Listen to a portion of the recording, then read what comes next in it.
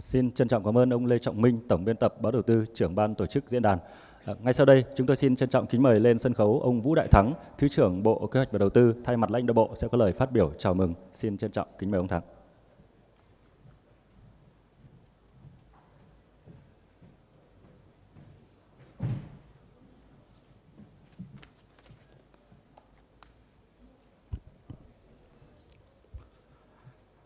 Kính thưa đồng chí Vương Đình Huệ,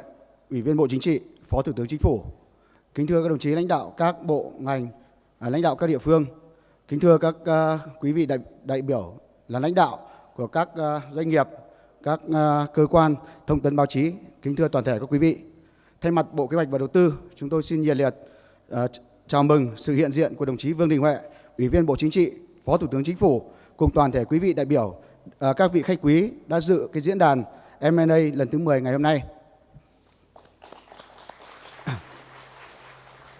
Kính thưa các quý vị đại biểu, thì trong 10 năm qua, hoạt động M&A tại Việt Nam thì có cái xu hướng ngày càng phát triển và trở thành một cái kênh dẫn dắt dòng vốn đầu tư dịch chuyển từ khu vực có hiệu quả thấp sang các địa chỉ có khả năng sinh lời tốt hơn, góp phần thúc đẩy sự phát triển của hoạt động đầu tư kinh doanh, nhất là của khu vực tư nhân, khu vực có vốn đầu tư nước ngoài trong nền kinh tế. Tổng các giá trị thương vụ M&A từ năm 2009 cho đến nay đã đạt mức ấn tượng vào khoảng 48,8 tỷ đô la Mỹ. Trong đó riêng năm 2017 thì đã có giá trị đạt mốc kỷ lục là gần 10 tỷ đô la Mỹ. Cùng với quá trình cải cách thể chế đang diễn ra mạnh mẽ, hệ thống pháp luật về đầu tư, kinh doanh cũng đang không ngừng được hoàn thiện. Đáng chú ý nhất là luật đầu tư, luật doanh nghiệp, luật chứng khoán và nhiều các luật chuyên ngành khác đã xác lập các cái khuôn khổ pháp lý đồng bộ và tạo thuận lợi cho sự phát triển của thị trường M&A tại Việt Nam. Đây là một cái xu thế khách quan và tất yếu, nhất là trong bối cảnh nền kinh tế nước ta đang trong quá trình chuyển đổi, tái cơ cấu và chủ động hội nhập kinh tế quốc tế. Đồng hành cùng với sự phát triển của thị trường M&A tại Việt Nam, từ năm 2009 đến nay, Diễn đàn M&A của Việt Nam do Báo Đầu tư, cơ quan ngôn luận của Bộ Kế hoạch Đầu tư với sự phối hợp của AVN Việt Nam đã tổ chức thường niên, đã góp phần quan trọng trong việc kết nối các nhà đầu tư trong nước và ngoài nước với các hoạt động M&A. Cùng với sự tham gia của đông đảo các chuyên gia, các diễn giả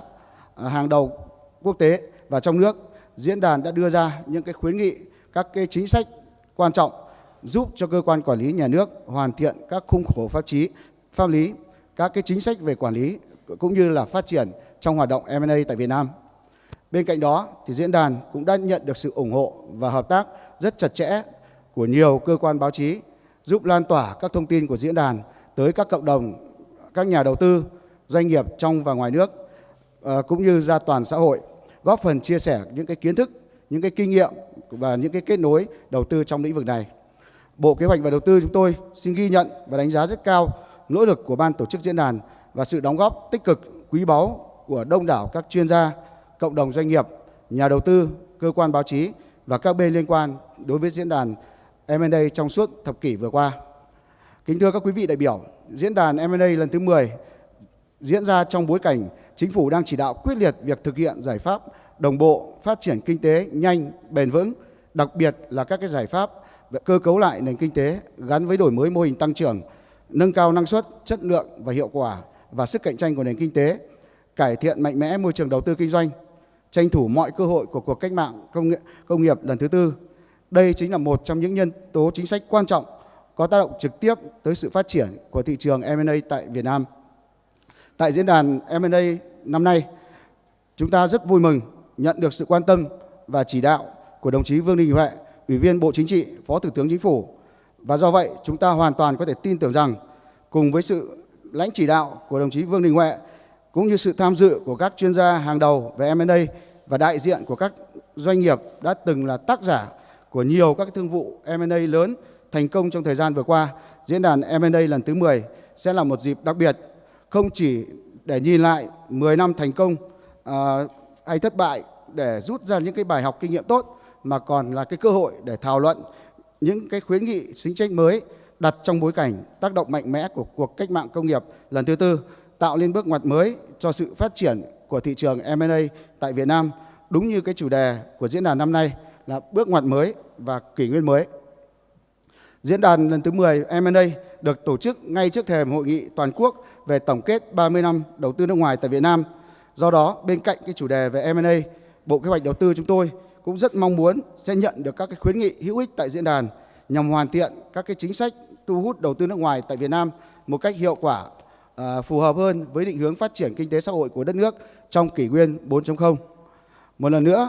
chúng tôi xin chân thành cảm ơn Phó Thủ tướng Chính phủ Vương Đình Huệ đã dành thời gian tham dự và chỉ đạo diễn đàn. Xin trân trọng cảm ơn toàn thể các quý vị đã đồng hành và đóng góp quý báu vào sự thành công của diễn đàn năm nay cũng như trong suốt 10 năm qua. Xin kính chúc diễn đàn của chúng ta thành công tốt đẹp. Xin trân trọng cảm ơn.